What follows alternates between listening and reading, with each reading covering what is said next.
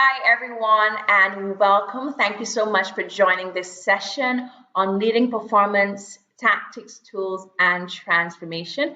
I am Khadija Moore, and I'm so happy that you've decided to join me. In keeping with this virtual conference theme, I want to ensure that when you finish today's session, that you are not only equipped to lead performance, but that you're also leaving ready and enthused to be a bigger you, better you.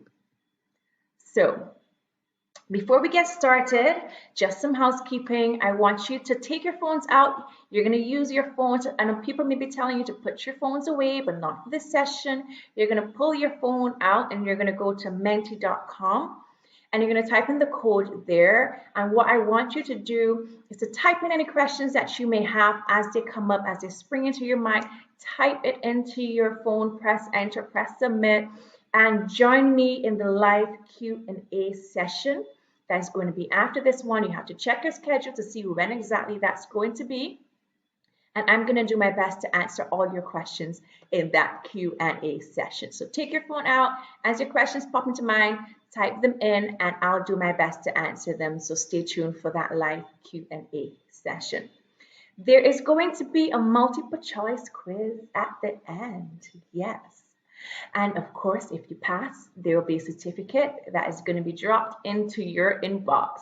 So get your pens out, get your notepads out, take some notes as we go through. I'm going to be working through some stuff with you, asking you to think of some scenarios, write down some stuff, but I also want you to take some notes so that when that quiz does come around, you pass with flying colors and you get that certificate. When I send the certificate, I'll also send you a worksheet just to kind of review what we covered today so that you can take that sheet back into the organization as well and apply what we go through here today, implement it at your company when you go in. Okay, so without further ado, let's get started. So today's objectives, as I said, we're talking about leading performance, tactics, tools, and transformation. So first, the tactics, we're going to list some tactics sequentially, some steps that we can use to improve in performance, within the organization. We're going to talk about, you should be able to explain briefly what is required at each step and its relevance to actually improving employee performance. We're going to talk about the tools, and you are going to be able to identify which tools can be used at each step and understand the relevance of the information that these particular tools provide. Of course, we want transformation. We want to see some transformation in our organization as it relates to performance. That's why we're here. And you're going to be able to apply these tools and tactics within your organization to see that transformation. And of course, I'm not going to end this session without talking about the benefits and the results that can be achieved as a result of today's session. So, I want to talk about achieving optimal performance. Today's session is about performance improvement. And I want you to spring your mind back to a time when you had to achieve your optimal performance. And I'm sure each of us in our life at one point or another had to take a test. And for this particular test, it may even just be one test in your entire life, but for this particular test, you wanted to do really well, do your best, or achieve your optimal performance. Right? So think about that test. And if I were to ask you, what were the steps you've taken? What did you do to achieve your optimal performance in that test? Right? This is something we've all shared. That's why I chose a test. We've all at least sat once for a test. And if I had to ask you what it is that you did to achieve your optimal performance in that test, what would you tell me? I'm sure the first thing that springs into mind would be studying. And you'd be correct, that's fine. But if you really had to break that down into multiple steps further, from the beginning to the end, I'm thinking it may look a little like this, right? So if you're somewhat of a nerd like me, at one point in my life, I think I was a nerd, pretty sure I was, and you really wanted to break down how you achieve your ultimate performance for this particular test, whether it be common entrance, I think some people call it 11 plus, or CSEC, CXC, university exams. If you had to break it down, let's say you wanted to achieve your best performance and perhaps you went to maybe even a lessons teacher. Let's do it that way. You went to a lessons teacher and you had to go through a process of getting from where you were to doing your best. The steps may just look something like this. So if it were me, teacher would ask me, okay, so what's your goal, Khadija? What do you really want to achieve? And I've got an A+ there because I like getting A+ in all my exams. Doesn't always happen, but you know, yeah. And so that's my goal, right? I want to get, let's say 90%, 95% in this particular exam. And then teacher may say, okay, well, let's see where you're at. Where are you at now? She's going to kind of determine what the gap between that optimal performance of mine is and where I'm at now. So she may decide to give me a mock test. Okay, so let's do a mock test and see how much you get. And I may score hopefully 80, but realistically speaking, it's a subject that I'm new to, maybe 30%.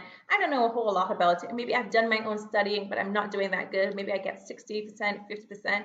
Maybe I just almost pass, something like that. So let's say 30%. And she is able to realize the gap between where I am and where I want to be at 95% is about 65%, right? That's a wide gap. Okay, so then the lessons teacher, or if you're doing it yourself, you kind of try to figure out what are the causes. So maybe what are the questions you got wrong? Where didn't you do so well? What's causing this big gap, okay, in performance? Then you say, okay, well, maybe you're prepping for a math test and you do good in algebra and all the other sections you don't do so well in. So those are the causes, and those sections you don't do so well in is what we select, what she selects to focus on during what she selects to focus on. So we move towards the solution now, and she says, my lessons teacher says, okay, so for you to get to that 90%, what you have to do, here's the solution, you're going to have to come to lessons 4 times a week, every week, for about 4 months, perhaps, right? So that's a solution based on where I want to get and where I am now. And I'm going to go to my lessons. I'm going to go for those 4 months. Let's say maybe about 3, for 4 months, I'm going to go. And at the end of the 4 months, she's going to say, okay, well, you did your first mock test. Maybe during those 4 months, I did some other mock tests. And down to the very end, she's going to give me another mock test. Or maybe I go in and I set the test, right? And at that point, I achieve my optimal performance, hopefully, and I get my 95%. So the evaluation part there is the final test, or maybe it's a mock test before the final test to make sure that I'm actually on track and doing what I should be doing and I'm where I want to be. And of course, if this is school, maybe when I was very young, if my parents really, really loved me and I did really, really well, they awarded me in some way, maybe they'll take me for ice cream. I know after like common entrance and CSEC and that kind of stuff, sometimes parents take their children, when you get back the results usually, they take them out for lunch and dinner and that kind of stuff. So there's some form of an award. Maybe if it's at university, maybe all of that hard work, the award there is graduating top of your class, first class honors, second class honors, dean's list, or some other form of award. So if you really had to break it down, this is the process, these are the steps that you would go through to achieve optimal performance. Now, what if I told you you can use, so we're going to go through similar steps to achieve optimal performance within the organization as well. So delving into tactics, that's the first area we're going to start with today, tactics. So if you have your notepad, your notebook, and your pen, you are going to take some notes, start taking these notes now. We're going to go through 7 tactics. So the first is to identify relevant organizational goals. Then you're going to define the gap between the desired performance and the actual performance. you're going to identify the causes of the performance gap. So the gap there between desired and actual, what's the reasons for it? You're going to select the appropriate solutions that will address those causes, implement the solutions, of course, take some time to evaluate the results, and promote recognition. So I'm going to go into each one specifically. We're going to talk about each step and the tools to use for each step, and we're going to weave those neatly together. And what I want you to do as we go through this in detail is to think about a particular member of staff, maybe a manager if you're HR leader, if you're HR leader, it may be a manager you want to work with.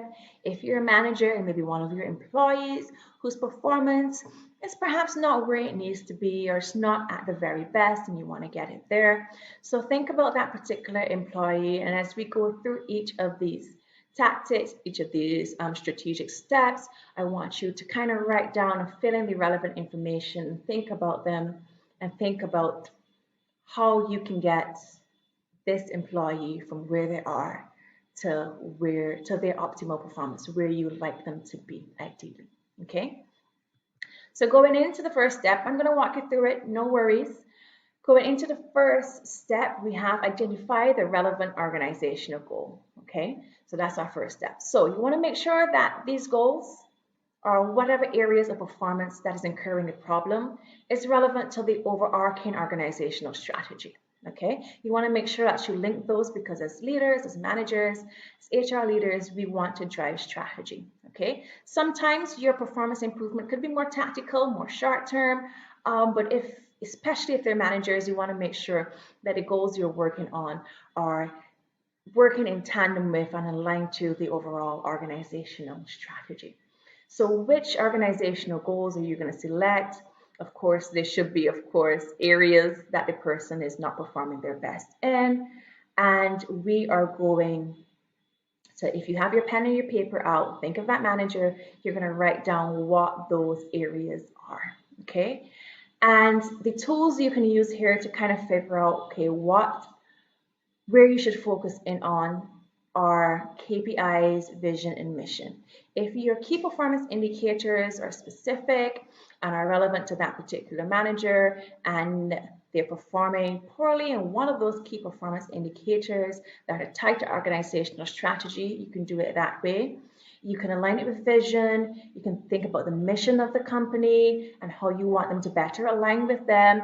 Or it could be maybe you have a separate measurement tool you can put in place, but you want to make sure that whichever goals and performance areas you're pulling out here are in line with organizational strategy. So if you need to pause the video, feel free to pause and write that down, and we are going to continue. So that's the first step. Identify the goals you want to achieve. What are you working towards? The second step here is to define the gap between the desired performance and the actual performance. So where they're performing now and where would you like them to perform? What is the optimal performance that you'd like to achieve, or that you'd like this manager, this employee to achieve? And what you can use here, some tools that you can use here for this second step, could be something like a key performer analysis.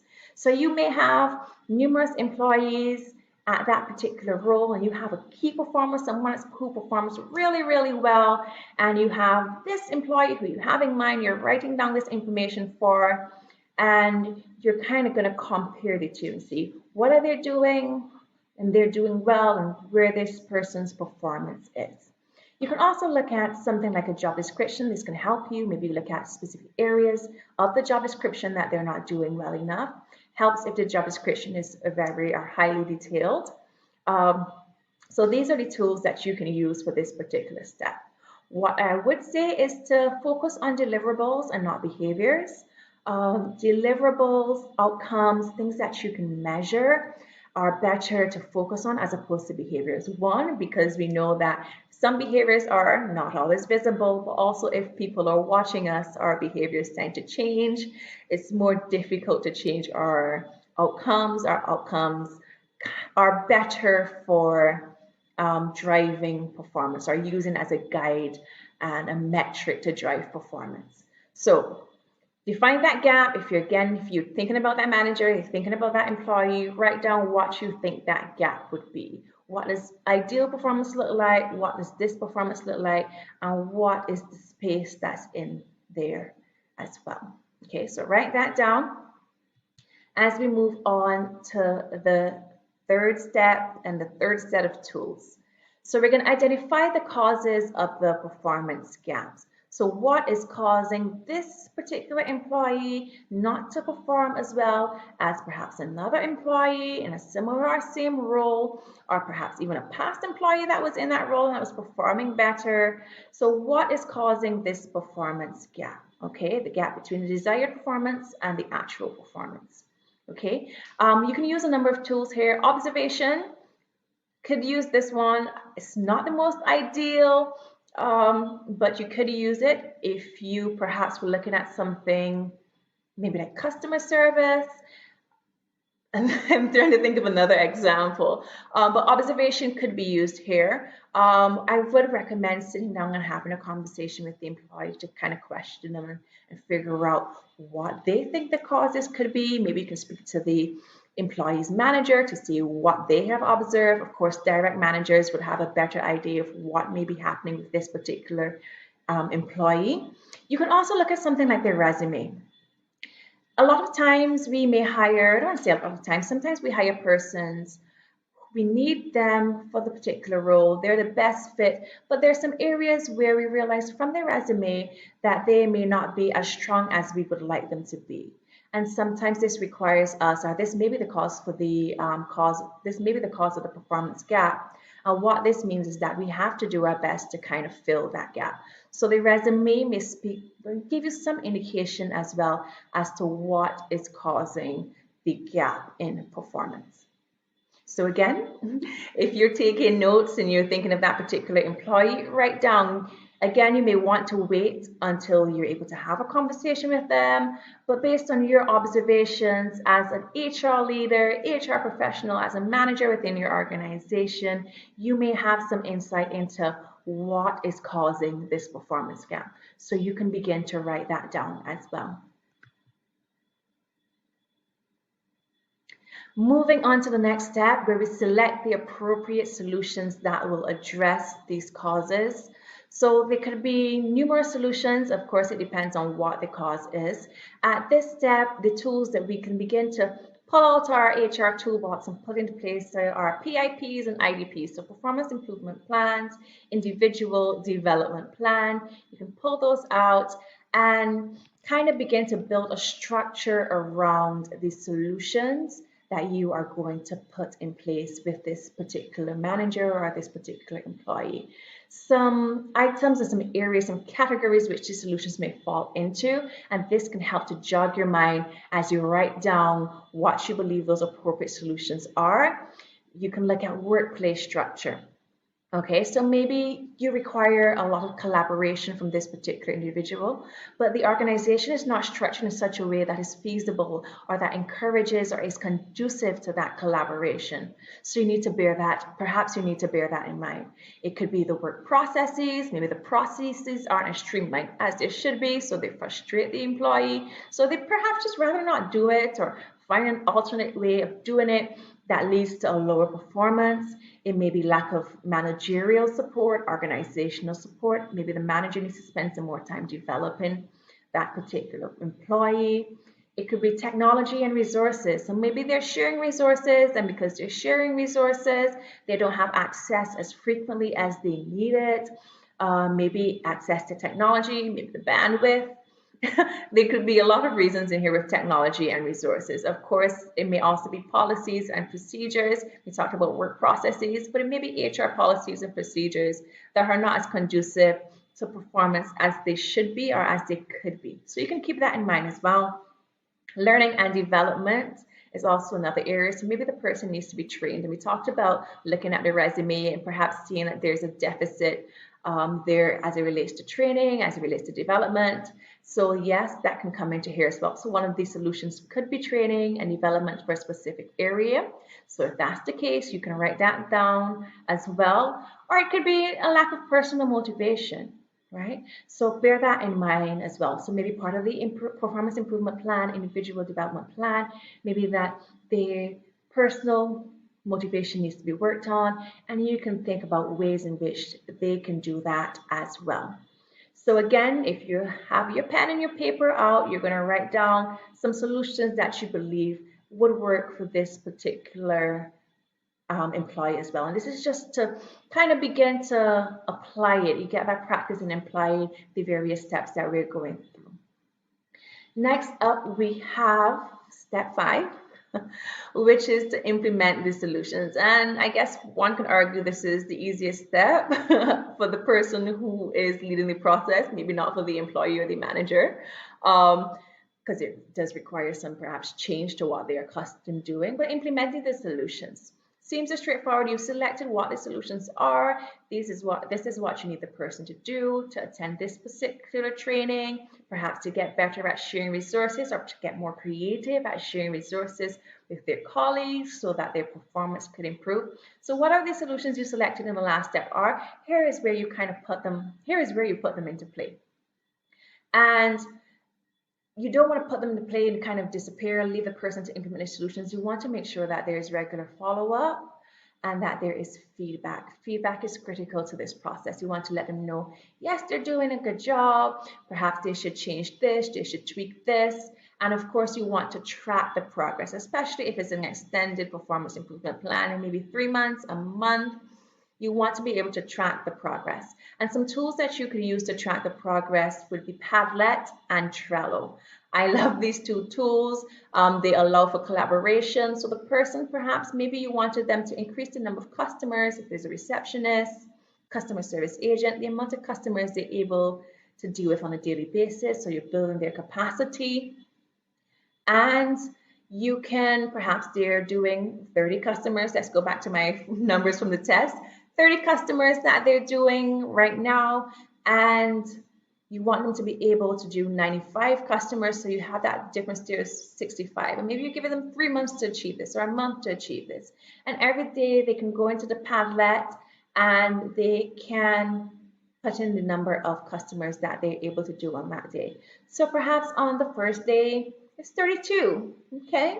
And then the next day is 37, 39, 41. And what this tracking of progress helps is that when you do meet for the follow-ups and the feedback session, you actually have a log and an account of the progress that has been made so far. So these two tools can be used to track progress. There are loads of other tools out there, but these are the ones that I tend to use a lot. Okay, so again, if you are taking notes, you're just going to write implement solutions, but you want to remember to follow up, schedule that follow up, have that, give that feedback, and find a way to track that progress. And moving on to the 6th step, this is where we evaluate the results, okay? So what has been achieved versus the expectation. So if we go back to the customer service agent, within that month that you're tracking them, did they get to 95 or are they around 85? Did they plateau around 60 perhaps? And then based on whatever is achieved, maybe you will have to revise the plan if that becomes necessary. Maybe, as I said, they plateaued, and you have to figure out, okay, well, what new hindrances appeared? Are there new hindrances? Do you have to revisit solutions? Perhaps look at new solutions to face those new hindrances, etc. And you can use KPIs here, or you can use whatever measurement that you would have put in place initially. Okay, because when we talked about the performance gap and the goals, we talked about having a measurement in place. So whatever measurement you decided to have in place, if it's not a KPI, perhaps, again, I said it's the 90 customers a day, whatever measurement you have in place is what you're going to use here to evaluate the results. And then we get into promote recognition, which is my favorite step, I think. And a lot of time in HR, we talk about recognition and the importance of recognition. So I'm sure you've heard this numerous times before, but it's important in this process as well. There's nothing worse than having put in hard work for 3 months and not even hearing, good job, well done, you improved, etc. So promoting recognition or having an element of recognition in this process is also very important. And of course, you can do something perhaps like buy a gift, a congratulatory gift, or if you have an award within your organization, you can nominate that employee for an award. There are numerous things that you can do. I know lots of people love to tell me, well, I don't have a budget for an award. We don't have, COVID. I understand that. There have been cutbacks. You can't buy nice, beautiful gifts for every employee who meets optimal performance. It would be lovely. It's an excellent gesture, but there are more simpler things that you can do. And I always talk to managers about this. Something as simple as writing a commendation for a staff member and placing it on their file. And a lot of times we would write negative things to place on the file, perhaps like a warning letter, that's what goes on files, late absence, that's what goes on files, but we don't often write the good that the employee does, and that's really important. And having a good commendation or a couple good commendations on employees' file can make the difference between that employee getting a promotion or missing out on promotion when they were suited for it. So bear that in mind. It doesn't have to be absolutely elaborate, but something as simple as a commendation could go a long way, or even just sending an email to the employee saying, hey, I've noticed that you were working for the last month or 3 months on doing this. You've achieved what you set out to achieve. Thank you for contributing to the organization. Job well done. And that recognition makes the employee feels valued and goes a long way, of course. So we've gone through all 7 of our tactics. We've talked about the tools to use at each tactic. And you've written down your notes, especially in the beginning steps where we went through identifying the goals and defining the gap and selecting the solutions, etc., etc. Now we get to transformation. And I'm sure you want to know, okay, how do I use these steps? How do I use these tools and tactics to achieve transformation within my organization? And when we were going through it, I asked you to think about just one particular manager so you can begin to kind of work and apply and implement as we went along. But transformation comes when you're able to do this across the organization.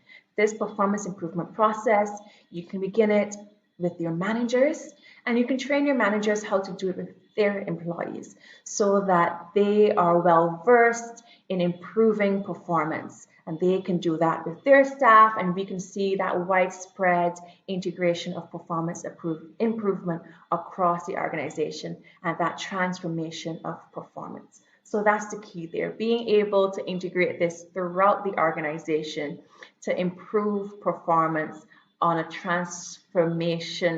level of transformation, okay? And as we move on, I told you I wasn't going to let you leave here without talking about benefits and results. And going through this process with your staff members, and you can see it from the time you do it with the first staff member, and you're able to get those wins and see that performance improve. Of course, you're going to improve communication. That's going to be one of the main benefits that come out of it, because you will be engaging that person in continuous dialogue, because even during this solution implementation, there's follow-up, there's feedback, there's that communication, okay? You're holding persons accountable for their performance, but you're giving them the tools as well. So you see that accountability, but you also see that level of empowerment within your organization, within your managers and employees that you go through this process with. Of course, there'll be engagement because you are engaging them on a level that deals with their personal performance and their professional performance. So there's that engagement. And we know once employees are engaged and they feel as if you're supporting them in their achievements and the role they play within the organization, that you're most likely to see them stay. So that's important for that retention as well. And of course, when we talk about the recognition, I told you, your employees are going to feel valued, and that is priceless for an organization as well. You're going to see that level of motivation come about because, of course, you're supporting them and their efforts. And all of this would lead to building towards a more positive culture within your organization. So some questions that tend to come up for this performance improvement process. And don't forget, you can, if you have your phones out and you put that code in Menti, refresh the screen, put your questions in as they come up. If your questions are not here, be sure to put them in that in that question box on your screen, and I'll do my best to answer them in the live Q&A. Check your schedule to see when that is. But some questions that often come up is, how can you introduce this process? And I think one of my favorite ways to do it is via a campaign. We can do a performance improvement campaign. HR can lead it. Maybe the CEO or the GM can lead it. And you talk about improving performance throughout the entire organization and its importance and its benefits, etc. And you begin to roll that out first with your managers. Then you have your managers roll it out with their supervisors. Maybe have your supervisors roll it out with their employees. So you can do it that way. You can also do it at the performance appraisal process. If your company goes through that process, you can integrate this there. You can integrate this then. And of course, what I recommend doing it as well is with new hires. So a lot of time our new hires come in, they go through their probation process, they go through their new hire training, their orientation, and then they kind of get lost in the organization. So when they've completed the probationary process, perhaps 3 months after that, perhaps even at the end of that, what you can do is introduce this performance improvement process with them, because you would have a track record of their performance, and you can get them from that new hire phase to that optimal performance phase quicker by going through this process with them as well.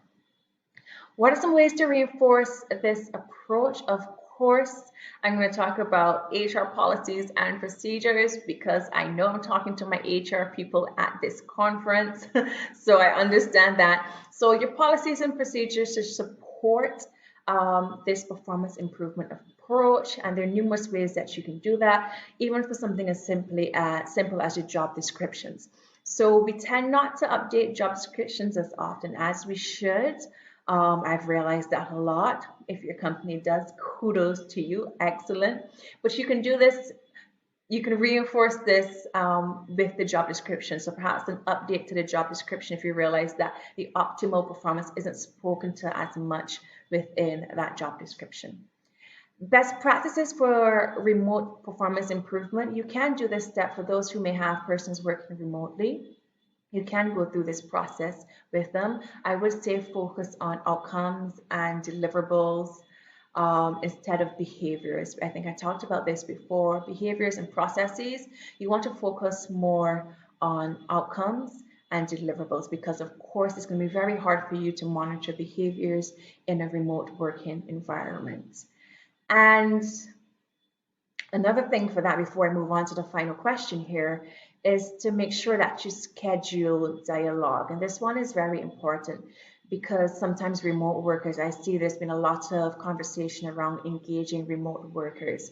And this can, especially for a company moving into remote working that was not always in remote working, this can be a bit of a task. So you want to make sure that you schedule to have that dialogue, because sometimes we take for granted the fact that we may run into a colleague at a water cooler, if you still have a water, if you have a water cooler, or you may run into the colleague strolling down the hall on the way to lunch in the car park, and you may be able to have that conversation, or you may be able to have that check-in with your boss who may be 2 doors down from you. You want to just ask a question, or maybe they want to ask a question, and they can just stroll over and knock on your door.